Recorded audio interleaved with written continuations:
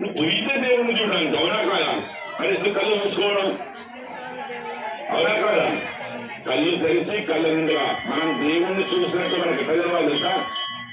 మన ఇంటికి పోయినాక ఒక్కసారి కళ్ళు మూసుకుంటే ఆ చూసిన దేవుడు కనబడాలి. కనబడితేనే మనం నిజంగా దేవుణ్ణి చూసినట్టు. అవునా కదా? నేను అందరూ తెలుసా? నేను తెలుసా అందరికి? కొందరికన్నా తెలుసా? నా పేరు కాదు, నేను నా ముఖం తెలుసా అందరికి? ఎట్లా తెలుసు? చూసింది. మీరు నాకు తెలుసా?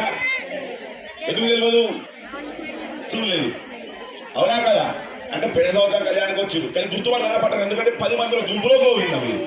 నేను స్టేజ్ మీద కాబట్టి నన్ను ఒక్కడి మీద చూసిండు. అవునా కాదా? మరి నన్నిట్లో గుర్తుపడుతున్నారు? మీరు అందరూ నన్ను తల్లి తీరా చూసిండు.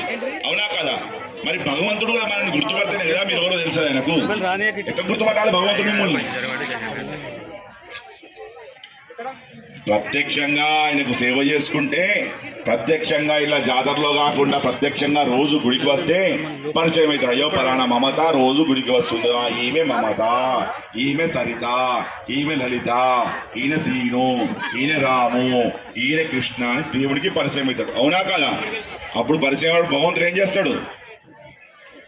మన మీద దృష్టి పెట్టి మనల్ని చల్లగా చూస్తాడు. మనకున్నటువంటి కష్టాలు బాధలు మనం చెప్పకున్నా కూడా వాడు తెలుసుకొని మన కష్టాలు బాధలు నెరవేరుస్తాడు. అవునా కదా? పోయిన సంవత్సరం కళ్యాణంలో మీరందరూ ఒక వాగ్దానం చేసిండు, గుర్తుకుందా? మీరందరూ దేవునికి ఒక మాట ఇచ్చిండు, గుర్తుకుందా?